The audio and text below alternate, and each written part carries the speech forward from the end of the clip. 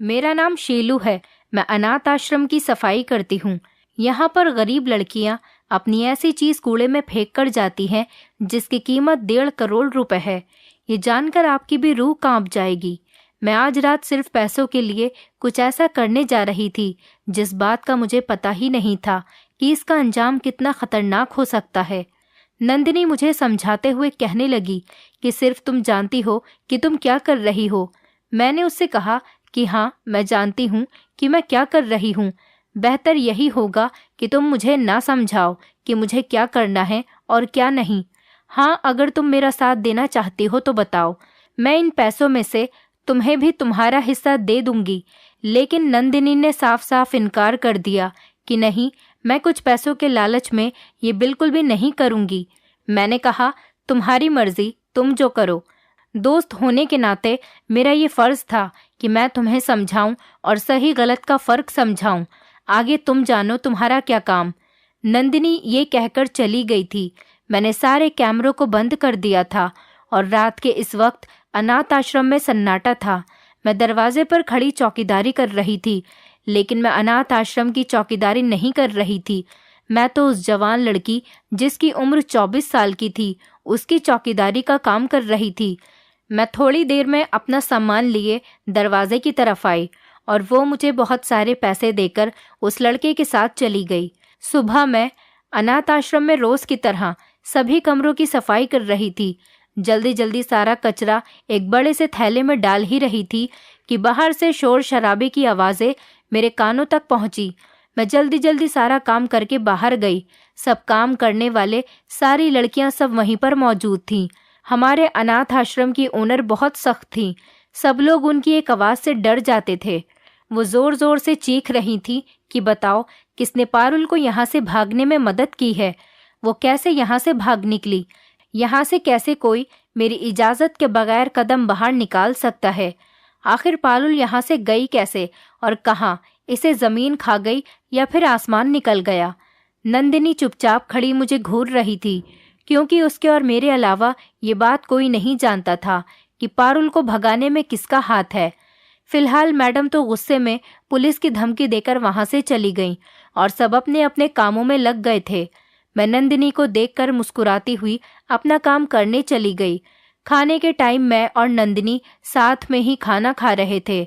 नंदिनी ने कहा कि यार, मुझे और तुम्हें कितना टाइम हो गया है अनाथ आश्रम में काम करते हुए, लेकिन तुम में अब तक कोई भी सुधार नहीं आया है। मैंने नंदिनी को जवाब दिया, गरीबी इंसान को इतना लाचार कर देती है। कोई भी काम करने से नहीं डरता। अब चाहे वो काम सही हो या फिर गलत, क्या फर्क पड़ता है? जब ऐसा काम करने से 2-4 ज्यादा ही हाथ में आए तो इसमें कौन सी बुराई है? ये सुनकर नंदिनी ने कहा कि देखना, तुम इन कामों का एक दिन बहुत बुरा अंजाम भुगतोगी। मुझे नहीं मालूम था कि मैं खुद मुसीबत को दावत दे रही थी। नंदिनी की इस बात को नजरअंदाज करके मैं खाने से फ्री होकर अपने कमरे में गई और कचरे का थैला निकालकर उसमें से इस्तेमाल किया हुआ सामान अलग करके कचरा फेंक दिया। मैंने रोज की तरह उस कबाड़ी को बुलाया और वो सामान उसे बेच दिया। इससे पहले मुझे कोई देख न ले, मैंने सब कुछ बेच दिया और उसे ये कहकर भगा दिया कि मैं तुमसे पैसे बाद में ले लूंगी। जब मैंने अनाथ आश्रम में पीछे मुड़कर देखा तो नंदिनी मुझे देखकर आंखें चढ़ाती हुई हंस पड़ी और चली गई। इस अनाथ आश्रम में हम काम करने वालों के लिए अलग अलग कमरे बने हुए थे। हम लोग यहीं पर रहते थे और सुबह से शाम अनाथ आश्रम में अपनी ड्यूटी पूरी करते थे, जिसके बदले में हमें हर महीने सैलरी मिल जाती थी। ये सैलरी तो इतनी होती थी कि हमारा सिर्फ गुजर बसर हो जाए, लेकिन मैं सिर्फ अकेली नहीं थी जो इस पर जिंदगी गुजार लेती। कोई और भी था जिसके खर्चे पूरे करने की जिम्मेदारी मेरी थी। मैं रात को सोते वक्त अपना मोबाइल लेकर शुभम से बातें करती रहती थी और पूरी रात गुजर जाती, पता ही नहीं चलता। सुबह जब नंदिनी की आंख खुलती तो कहती कि तुम्हारी रातें तो बस शुभम से बात करते करते पूरी हो जाएंगी, और मैं हंसकर हाँ में सिर हिला दिया करती। हम अपनी ड्रेस पहनकर ड्यूटी के लिए अनाथ आश्रम में गए ही थे कि कुछ लोग मैडम के ऑफिस में बातें कर रहे थे। मैंने नंदिनी को कहा कि तुम चलो, मैं आती हूँ। मैंने बाहर से ही कान लगाकर ऑफिस के अंदर क्या बातें चल रही हैं वो सुनने की कोशिश की तो मालूम हुआ कि एक कपल जिनकी कोई संतान नहीं थी, वो एक बच्चा अडॉप्ट करने की बात कर रहा था। मैडम उन्हें कुछ रूल्स बता रही थी। जैसे ही वो दोनों पति पत्नी मैडम से बात करके उठे, मैं एक तरफ होकर छुप गई कि कहीं कोई मुझे देख न ले। उन पति पत्नी को देखा तो वो दोनों कपड़ों से बहुत मालदार लग रहे थे। बस मैं जल्दी से उन दोनों के पीछे पीछे अनाथ आश्रम से बाहर आ गई और उन दोनों से बात करती रही।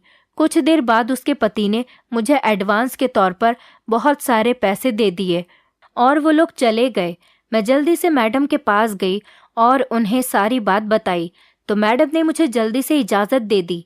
अगले दिन वो दोनों पति पत्नी अनाथ आश्रम के बाहर खड़े मेरा इंतज़ार कर रहे थे। मैंने उन्हें एक बच्चा दिया और उन्होंने मुझे एक पैसों की भरी अटैची दी और वो लोग चले गए और मैं जल्दी से अपने कमरे में आ गई। जैसे ही वो अटैची खोल ही रही थी तो नंदिनी भी वहां पर आ गई और पैसों से भरी अटैची खोलते देखकर नंदिनी की तो आंखें फटी की फटी रह गईं। वो कहने लगी कि तुम नहीं सुधरोगी, तुम खुद को फंसाकर ही चैन से बैठोगी और साथ में रूममेट होने की वजह से मुझे भी किसी न किसी परेशानी में डालोगी। मैंने कहा कि चुप करो, ऐसा कुछ नहीं होगा और जल्दी से दरवाज़ा बंद कर दो। अगर तुम्हें भी ज़रूरत हो तो मुझे बताना, जितने पैसों की ज़रूरत हो मुझसे ले लेना। लेकिन हर बार की तरह नंदिनी ने साफ इनकार कर दिया था। मैं बहुत खुश थी इन पैसों को देखकर, लेकिन नंदिनी ने मुझसे अजीब व्यवहार से कहा कि तुम मुझे बताओ कि तुम्हें ये पैसे कौन देकर गया है। मैंने उससे मुस्कुराकर कहा, यार, एक बिन संतान के माँ बाप को एक बच्चा गोद दे दिया। नंदिनी ने डरकर कहा, लेकिन मैडम को पता चल गया तो क्या होगा? मैंने उससे कहा कि तुम इसकी फिक्र मत करो, मैंने मैडम की इजाज़त से ही ये किया है। हाँ, मैं इतनी भी पागल नहीं कि बिना इजाज़त के ये काम करती। तुम तो जानती हो, हर काम करने के तरीके अलग अलग होते हैं। तभी मेरे फ़ोन की बेल बजी। मैंने देखा तो उस कबाड़िए का फ़ोन था। वो मुझसे कहने लगा कि सामान हो तो ज़रा देख लेना, मैं फिर कल आऊँगा। मैंने उससे बात करके कॉल काट दी और रात होते ही मैं शुभम से बात करने में बिजी हो गई और नंदिनी साथ वाले बेड पर सो गई। मैंने रात होते ही फिर से कैमरे बंद कर दिए और चौकीदारी के लिए गेट पर चली गई। बस कुछ देर में सबके सो जाते ही वो 21 साल की पिंकी अपना बैग पैक करके वहां से निकली। पिंकी मुझे पैसे देते हुए कि ये लो शीलू दीदी, तुम्हारा इनाम, वहां से निकल गई और फरार हो गई। सुबह मैं और नंदिनी फिर से अपनी ड्यूटी करने चले गए। मैं अभी कमरों की सफाई ही कर रही थी और पिंकी का सारा फेंका हुआ सामान इकट्ठा कर रही थी। उसका सही सही सामान एक थैले में इकट्ठा किया और बाकी कचरे के साथ डाल दिया और फिर नंदिनी ने आकर कहा कि जाओ, तुम्हारा वो आशिक कबाड़िया फिर से आ पहुंचा है। मैं एक थैला लेकर अनाथ आश्रम के दूसरे गेट की तरफ चल पड़ी। वो मुझे देखकर मुस्कुराने लगा और कहने लगा कि आप कितनी मासूम हैं, आप नहीं जानती, मुझे कभी कभी आपके ऊपर तरस आ जाता है, लेकिन मेरी भी मजबूरी है। मैंने कहा, बस बस, ज्यादा बातें न बना, ये लो। मैंने कचरे के ढेर से ज़रूरत का सामान अलग करके उसे दिया और उसे फौरन भगा दिया और उससे कहा कि मुझे जब ज़रूरत होगी मैं आकर तुझसे पैसे ले लूँगी। वो चुपचाप मेरी बात सुनकर चला गया। मुझे नहीं मालूम था कि ज़रा से पैसों के लालच में आकर मैं कितनी बड़ी मुसीबत में फंस जाऊंगी और साथ ही शुभम की ज़िंदगी पर भी उसका बुरा असर पड़ेगा। लेकिन हालात के आगे मजबूर लोग ये सब नहीं सोचते। वो तो बस चंद पैसों के लिए मुसीबत को भी गले लगाने के लिए तैयार हो जाते हैं। मुझे एक अनाथ आश्रम में बहुत साल हो गए थे। मैं यहाँ की बहुत पुरानी सफाई कर्मचारी थी, लेकिन मेरे 2 नंबर के काम को आज तक कोई नहीं पकड़ सका था और जब मुसीबत आई तो मेरे ऊपर कयामत ही टूट पड़ी। मैं एक दिन नंदिनी से बातें कर रही थी, तभी हमारे स्टाफ की एक औरत आई और कहने लगी कि चलो, सारे स्टाफ को मैडम ने बुलाया है। नंदिनी शायद सब कुछ समझ चुकी थी।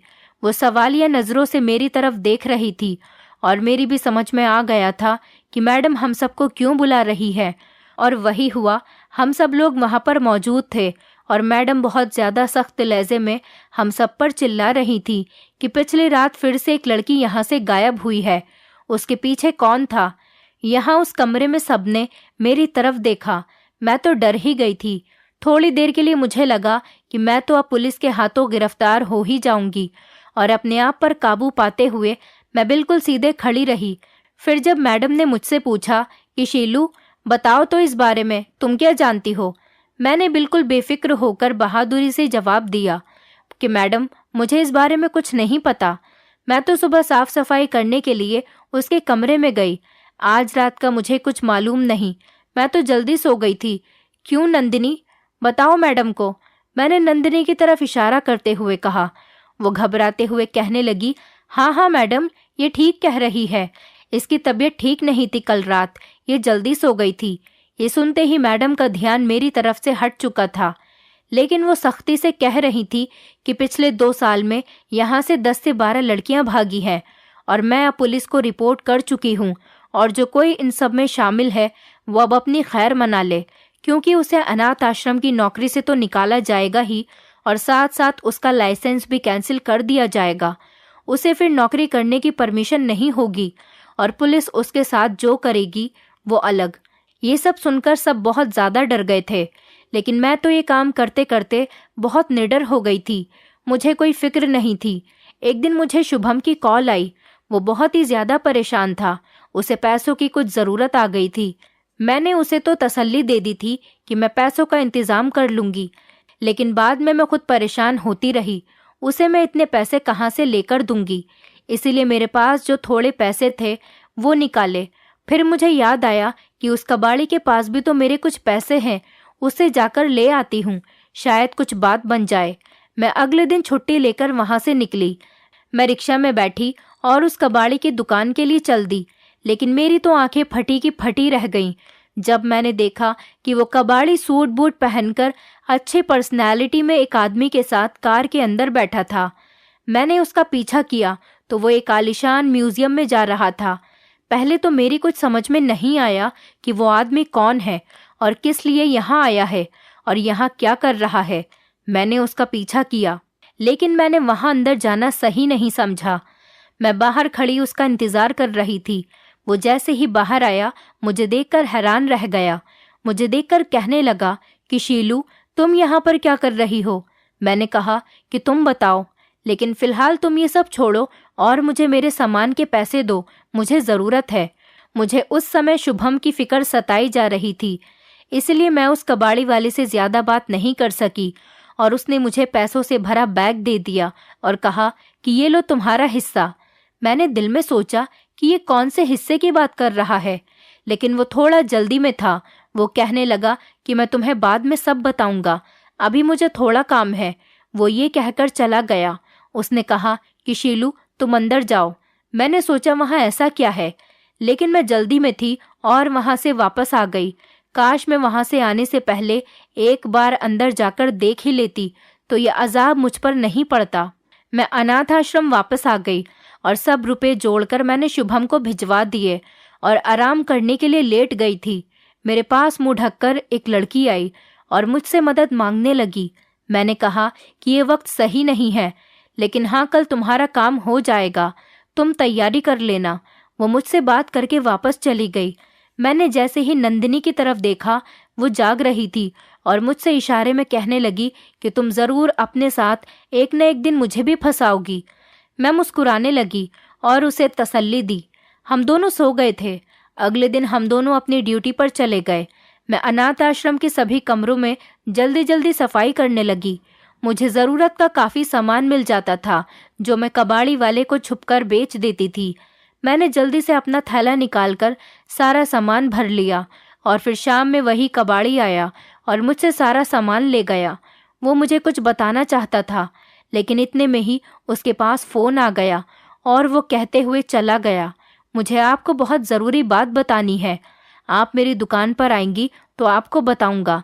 मैं रात होने का इंतज़ार कर रही थी, क्योंकि आज रात फिर मुझे एक काम को करना था। मैं नहीं जानती थी कि इस बार मैं मुसीबत में पड़ने वाली हूँ।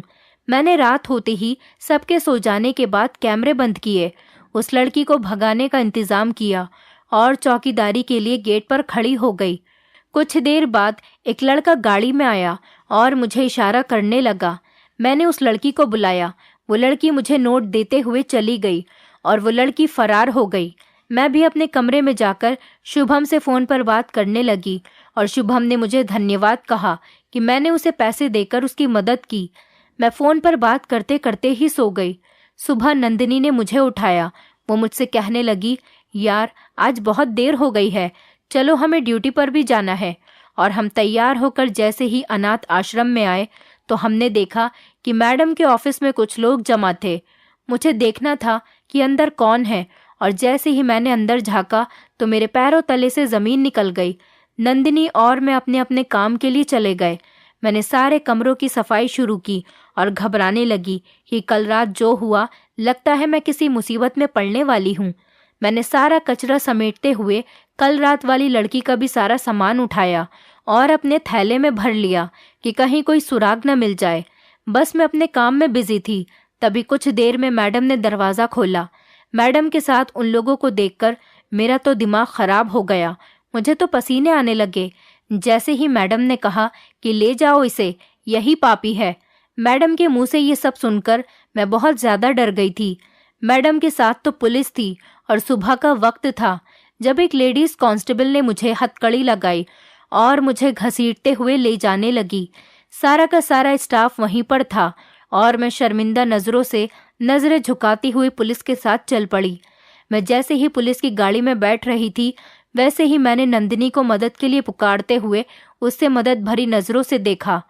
लेकिन वो मेरी मदद नहीं कर सकी, क्योंकि वो तो हर बार मुझे समझाया करती थी, लेकिन मैं पैसों के लालच में खोई हुई उसकी एक नहीं सुनती थी। और शायद आज मेरा पाप का घड़ा भर चुका था। कल रात जो मैंने किया वो मेरी आखिरी गलती थी। मैं चुपचाप पुलिस की गाड़ी में बैठकर पुलिस स्टेशन चली आई थी। मैं जानती थी कि मेरा यहाँ से बचना नामुमकिन है, क्योंकि मैडम ने हमें पहले ही वार्निंग दे दी थी कि गुनाहगार को मैं सज़ा कड़ी से कड़ी दिलवाऊंगी। मैं पुलिस स्टेशन में मदद के लिए चारों तरफ देख रही थी, लेकिन मदद के लिए कोई भी नहीं था। मेरे दिमाग में ये सवाल उठ रहे थे कि पूरे अनाथ आश्रम के सामने मेरी इज्जत की धज्जियां हो गई हैं। सबके काम आने वाली शीलू दीदी आज बिल्कुल अकेली थी। मेरा लाइसेंस कैंसिल कर दिया गया था, जिस पर पुलिस की मोहर मेरी आंखों के सामने ही लग चुकी थी। सफाई की नौकरी से भी इस वक्त मैं हाथ धोकर बैठी थी। मुझे सिर्फ शुभम की फिक्र सता रही थी। लेडीज कांस्टेबल मुझसे पूछताछ करने के लिए मुझे अकेले कमरे में ले गईं, जहां पर मुझसे पूछताछ करने के बाद मुझे सलाखों के पीछे डाल दिया जाता। पुलिस कांस्टेबल मुझसे पूछने लगी कि ऐसी भी क्या ज़रूरत पड़ गई थी तुम्हें, तुम तो नौकरी भी करती थी, क्या सैलरी काफ़ी नहीं थी जो गलत तरीके से कमाने लगी? और तो और, ना कोई डरना, ना ही कोई माथे पर शिकन। आखिर ऐसा क्यों किया? जहां इतने सालों काम किया, जहां पर खाया हो, उसी की थाली में छेद कर दिया। मुझे अपनी गलतियों पर अफसोस हो रहा था। मैं पुलिस कांस्टेबल की कठोर बातें सुनकर रोने लगी और कहा, मैडम गरीब इंसान को कहाँ ले जाती हैं और क्या क्या गलत काम करने पर मजबूर कर देती हैं, इस बात को आप नहीं समझ सकती। हम गरीब लोगों को तो पैसे ज़्यादा मिल जाएं तो हमारी ज़िंदगी थोड़ी खुशहाल हो जाती है। वो कहने लगी कि ऐसी भी क्या मजबूरी थी तुम्हारी? मैंने कहा कि मैं एक गरीब घराने में पैदा हुई। बचपन से ही मैंने गरीबी देखी। इसी गरीबी में मेरे माता पिता ने मेरी शादी कर दी। मेरे माता पिता तो इस दुनिया से चले गए, लेकिन वो मेरी शादी एक जल्लाद से कर बैठे। वो मुझे मारता पीटता और तो और मेरे गर्भवती होने के बाद भी वो मुझ पर जुल्म करता रहा। लेकिन एक रात मुझ पर कहर टूट पड़ा जब एक हादसे में मेरा पति भी मर गया। वो जो भी था, जैसा था, मेरा पति था। बस उसके बाद मेरे जीने का मकसद सिर्फ और सिर्फ शुभम ही था, मेरा बेटा शुभम। उसके जन्म के बाद मैंने घर घर जाकर काम करके मैंने उसे इस काबिल किया और फिर उसे अच्छी जगह पढ़ने हॉस्टल भेज दिया और खुद अनाथ आश्रम काम करने के लिए आ गई। जैसे जैसे वो बढ़ रहा था, उसके खर्चे भी बढ़ते चले जा रहे थे। अब तो मेरी सैलरी भी कम पड़ने लगी थी और फिर मैंने मौका देखकर 2 नंबर के काम करने शुरू कर दिए। और फिर जो लड़कियां अपने बॉयफ्रेंड के साथ भागना चाहती थी, मैं उनको भगाने में उनकी मदद कर देती थी और बहुत से बिना संतान लोगों को अनाथ बच्चा देकर उनसे भी भारी रकम ले लेती थी, क्योंकि मैडम तो बहुत पूछताछ के बाद बिना पैसे लिए बिना संतान जोड़ों को बच्चे गोद दे देती थी। लेकिन मैं मैडम से अपना रेफरेंस देकर और उनसे बहाना करके कि दूर रिश्तेदार या कुछ भी बहाना दे दिया करती थी और मैडम को बिना बताए उनसे पैसे लेकर बच्चे गोद देने लगी। बस यूं ही मेरा गुजर बसर चलता रहा। पुलिस कांस्टेबल मेरी बात सुनकर हंसने लगी। लो भाई, ऊंट के मुंह में जीरा, इसे तो हमने किसी और जुर्म में गिरफ्तार किया था और ये तो यहाँ अपनी जुर्म की पिटारी खुद ही खोल बैठी। मुझे ये सुनकर सदमा लगा कि ये मैडम क्या कह रही हैं, ये मेरे कौन से जुर्म की बात कर रही है। मैंने एकदम कहा कि ये आप क्या कह रही हैं?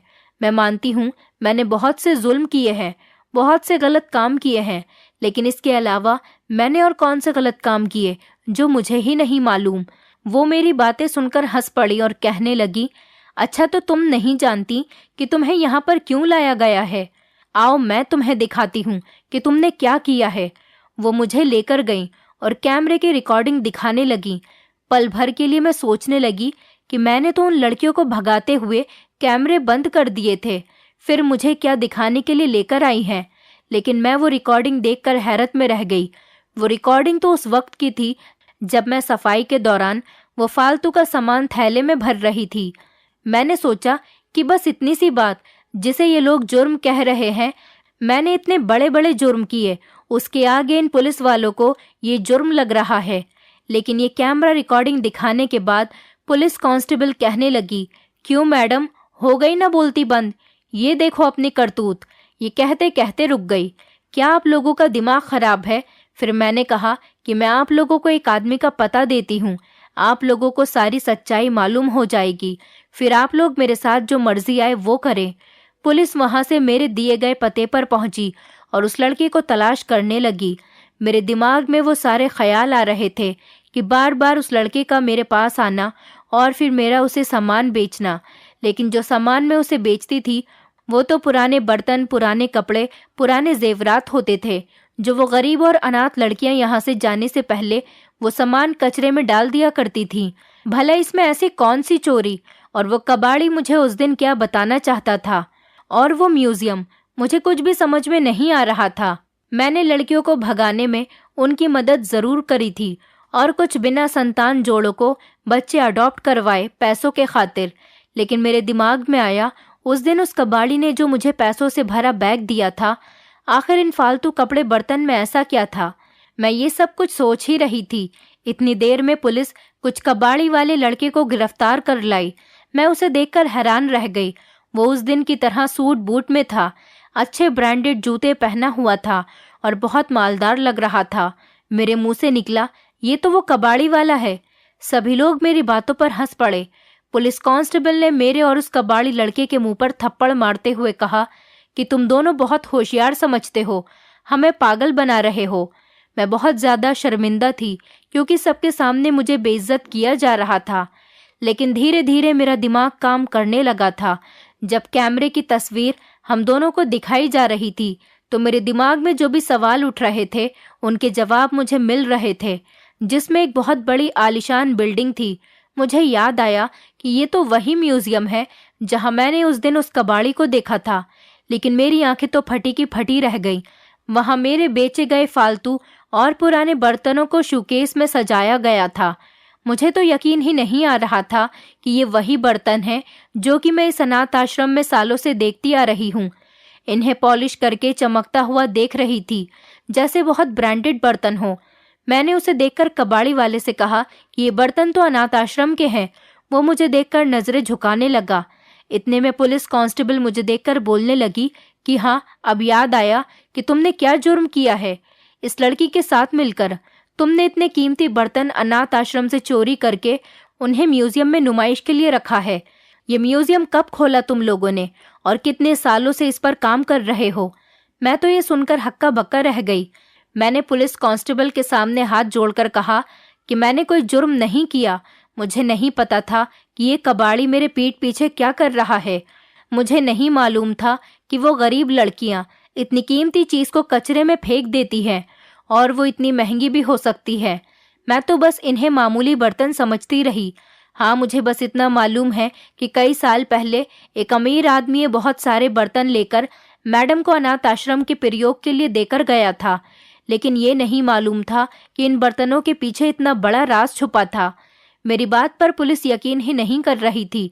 उन्हें लग रहा था कि मैं कबाड़ी वाले के बहाने इस लड़के को कीमती बर्तन बेच रही थी और वो उन बर्तनों की नुमाइश करके अमीर लोगों को मुंहमांगी कीमत में बेचता रहा। मुझे इतने सालों अनाथ आश्रम में काम करते हुए मालूम नहीं हुआ कि ये एंटीक बर्तनों का एक एक पीस बाजार में 2-2 करोड़ रुपए का होगा। लेकिन कुछ ही दिनों में वो कबाड़ी वाला इस बात का फायदा उठाकर एक अमीर आदमी बन गया था। लेकिन मुझे तो अपने जुर्म की खबर तक नहीं हुई। मैं जाने अनजाने में ये जुर्म करती चली गई और ये आदमी लगातार चुपचाप बैठा हुआ था। और पुलिस कांस्टेबल मुझे फिर से इंसल्ट करने लगी और कहने लगी कि जहां पर काम किया वहां तुमने इतने बड़े बड़े जुर्म किए। इतने में वो आदमी बोल पड़ा कि बस करें आप लोग, बस बहुत हुआ। ये औरत बिल्कुल बेकसूर है और जो कुछ भी हुआ उसमें सारा का सारा कसूरवार मैं हूँ। ये कहानी मुझसे शुरू हुई। मुझे इस औरत का पता था कि ये ज़रूरतमंद है और पैसों के लिए कुछ भी करने के लिए तैयार हो जाएगी।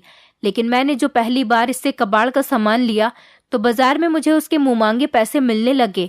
तब मुझे इन बर्तन की कीमत पता चली कि ये बर्तन सालों पुराने हैं और लोग इसे बहुत सारे पैसों में भी लेने के लिए तैयार हैं।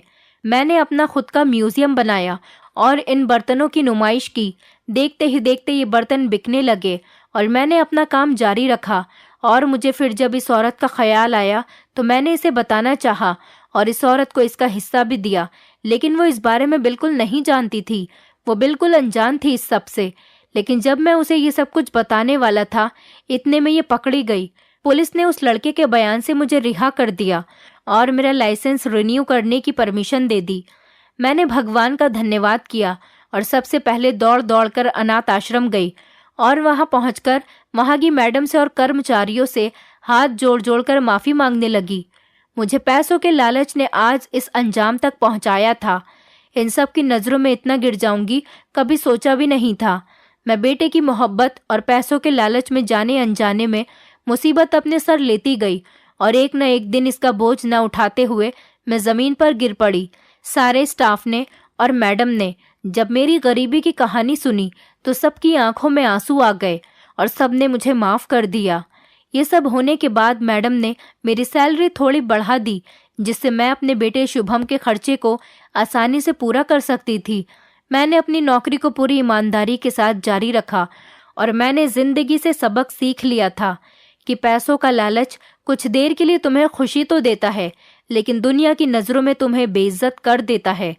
दोस्तों, उम्मीद करती हूँ आपको हमारी कहानी पसंद आई होगी। कहानी पसंद आई है तो वीडियो को लाइक करें, चैनल पर नए हैं तो चैनल को सब्सक्राइब करें और हाँ, नोटिफिकेशन बेल को ज़रूर दबाएं ताकि अगली अपडेट सबसे पहले आपको मिले।